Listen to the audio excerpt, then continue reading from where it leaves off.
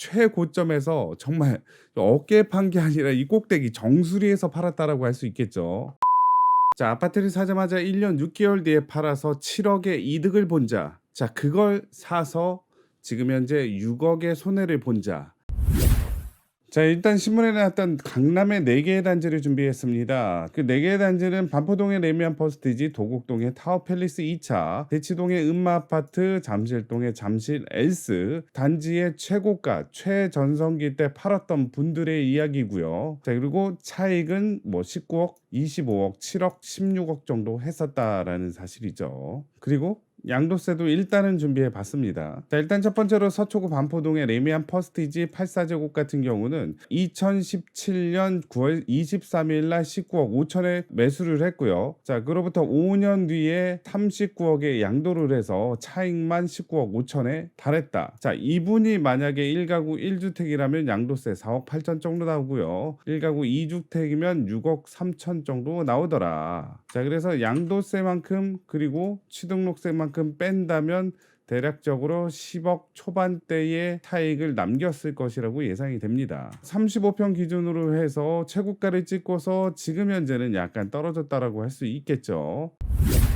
자, 다음으로 도곡동 하면 타워팰리스죠. 2차. 자, 전용 면적도 넓습니다. 164제곱미터. 13년도 10년 전에 17억 8,200만 원에 샀는데 그리고 나서 22년 10월 20일 최근이죠. 43억에 팔아서 양도 차익만 25억 1,800 정도 하더라. 자, 양도세는 국세청 홈페이지에서 제가 대략적으로 계산한 거라 틀릴 수도 있다. 대략적으로 1가구 1주택이라고 치고 요 정도 양도세 나오고 추가적으로 매수당세, 취득세, 법무사비, 중개수수료 합해서 1억 정도 더 들었다고 한다면 자, 6억 8천. 자, 그렇게 된다면 대략적으로 이분은 18억에서 19억 정도 이득을 봤다라는 거죠. 언제? 10년 동안에요. 타워팰리스 최고가를 찍은 이후의 거래는 없습니다. 1년 전으로 돌아간다면 30억, 31억 하니까 자, 1년 사이에 13억 정도 오른 거고요. 자, 9년 동안 12억이 올랐다. 그 뒤로 1년 사이에 13억이 올라서 총 차익은 25억이 되더라. 신기하죠? 자, 다음으로 대치동의 음마아파트를 가보도록 하겠습니다. 이 음마아파트는 단타입니다. 주식으로 따지자면 초단타 트레이더. 바로 1년 6개월 만에 7억 2천을 수익을 올렸다라는 사실이죠. 양도세는 요 정도 3억 4천 정도 되고요. 자, 취득세, 법무사비, 중개수수료, 기타 등등 1억 정도 추가되면 4억 4천. 자, 그래서 7억 2천에서 4억 4천을 빼면 2억 8천이 남죠. 1년 6개월 만에 2억 8천의 수익을 올렸다라는 얘기죠. 자, 이분에 대해서 좀 더 디테일하게 알아보도록 하겠습니다. 일단 매수는 언제 했느냐? 자, 요거는 잔금일자고요. 20년 6월 10일 날 계약서에 썼습니다. 이때로 돌아가 보죠. 자, 40대 부부로 추정이 되고요. 공동명의로 돼 있었습니다. 매매가는 20년 6월 10일 계약서 쓸 당시에 21억. 전세는 5억 3천 정도 껴 있었다. 자, 그래서 갭 투자로 15억 7천 정도 했고요. 자, 그리고 6월 26일 날 매수하자마자 한 달도 안 돼서 전세 금액을 1억이나 또 올렸어요. 본인은 거주를 안 하고 전세를 놨다는 얘기인데, 제가 알기로 음마아파트는 토지거래 허가로 묶여서 실거주자만 허가를 받고 매수를 진행할 수 있다는 걸로 알고 있는데, 자, 어떻게 전세를 끼고 살 수가 있을까요? 자, 맞습니다. 하지만 인생은 타이밍이죠. 토지거래 허가는 바로 이때 시행이 됐습니다. 그럼 걸리지 않나요? 아니죠. 매매계약서 쓴 날은 6월 10일이기 때문에 허가 시행 전에 계약서 썼다. 자, 그러다 보니까 전세 그대로 승계 가능했고 본인은 실거주 안 해도 되고 전세 금액 1억도 올릴 수 있었다라는 얘기죠. 자, 타이밍 너무 대단하지 않나요? 13일 전에 계약을 했고 혹시나 하는 마음에 잔금까지도 빨리 땡겨서 치른 것 같습니다. 예. 그로부터 1년 6개월 뒤 21년 11월 15일 날 28억 2천만 원의 매도 계약서를 썼다. 7.2억 원을 시세 차익을 남겼다라고 할 수 있죠. 자, 그리고 이때는 토지거래 허가이기 때문에 전세에 놓을 수 없고, 자, 이분들이 실거주를 위해서 매수를 했을 것으로 추정이 되고요. 자, 그리고 근저당권까지 설정을 했죠. 자, 그렇다면 매도자는 어떻게 1년 6개월 만에 7억 2천이라는 시세 차익을 남길 수 있었을까요? 그걸 알기 위해서는 한 달 전으로 돌아가면 됩니다. 자, 매도 계약서기 한 달 전으로 돌아가면 21년 10월 19일. 자, 음마아파트 서울시 재건축 심의 통과. 재건축 조합 설립 추진위원회가 설립된 지 19년 만. 자, 그리고 도시계획위원회 최초 상정된 지 5년 만에 요런 대박 뉴스 기사가 나왔고, 그 뒤로 한 달 뒤에 타이밍에 맞춰서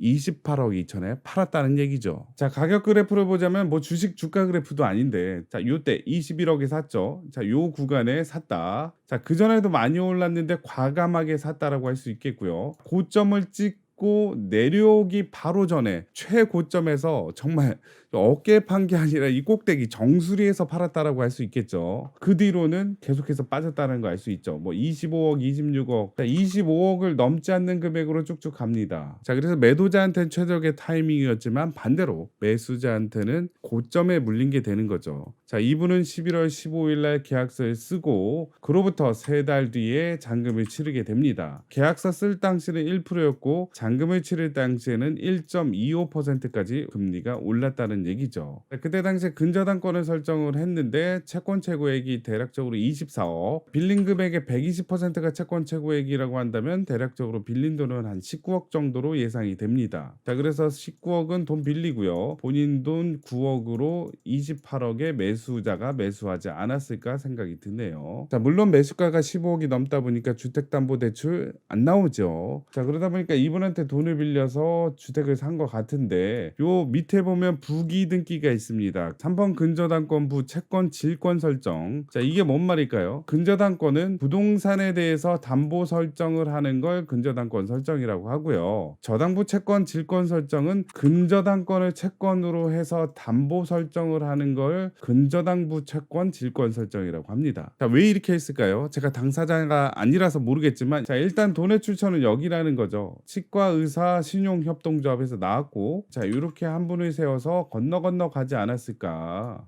자, 물론 제 생각이니까 틀릴 수도 있고요. 자, 어찌됐던 자, 이거 보시면 빨간색으로 줄쳐 있죠. 말소를 하고요. 새마을금고의 근저당권을 자, 바로 설정을 했습니다. 대출이 어떻게 나왔네요. 금리가 5%일 때 한 달 이자는 자 791만 원이 되고요. 10%가 된다면 19억에 대한 이자는 1,583만 원 정도 되더라. 자, 물론 능력이 있으시니까 요거를 구입했겠지만 약간 부담스럽긴 하죠.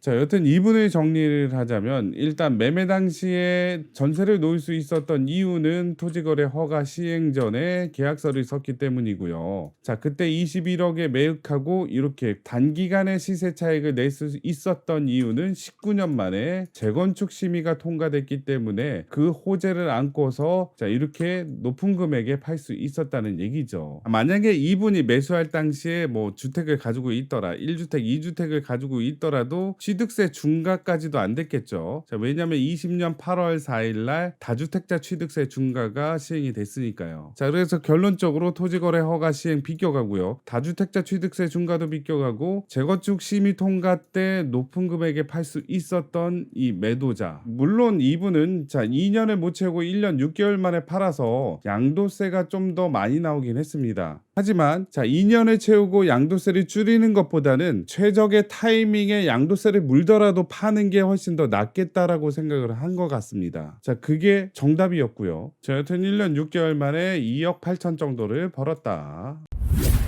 다음으로 송파 잠실에 자 엘스로 가보도록 하겠습니다. 자, 이분은 매수를 16년 6월 달에 11억에 했고요. 매도는 22년 1월 달에 27억에 해서 차익을 16억 정도 벌었다라는 얘기입니다. 자, 양도세도 계산해 보려 그랬는데 새벽에는 시스템 점검으로 계산이 안 되네요. 바로 최고가 27억, 그 전에도 없었던 금액, 그리고 그 후에도 없었던 금액이라고 할 수 있는 바로 요 고점에서 팔아서 쭉 또 내려오네요. 요 구간 11억에 사서 27억에 팔았다. 지금 현재 자 21억, 20억. 19억. 자, 이분이 22년 1월 달에 팔았는데 양도세를 제외하면 한 10억대 초반이라고 칩시다. 자, 그렇다면 이 돈을 자, 어디에 투자했던 게 좋았을까요? 삼성전자에 넣어봤다면 그때 당시는 7만 7천 원 정도 했었네요. 7만 전자 갔었는데 쭈쭉 떨어져서 지금은 자 5만 6천 원 정도 하더라. 자, 비트코인에 투자를 했다면 대략적으로 5천만 원 정도 했었다. 지금은 2,100만 원. 자, 달러에 투자를 했더라면 1,100원 정도 했었고요. 1,400원대에서 1,200원대까지 떨어지는 자, 롤러코스터를 경험할 수 있었더라. 언제가 고점일지 언제가 저점일지 누구도 예측할 수 없지만 자, 열심히 공부한다면 좀 더 그 예측 범위가 가까워지지 않을까라고 생각을 합니다. 어찌됐든 오늘 하루도 좋은 하루 보내시고요. 항상 건강하시길 바른길 부동산이 응원하겠습니다. 이 영상이 마음에 드셨으면 구독, 좋아요 부탁드리겠습니다. 감사합니다.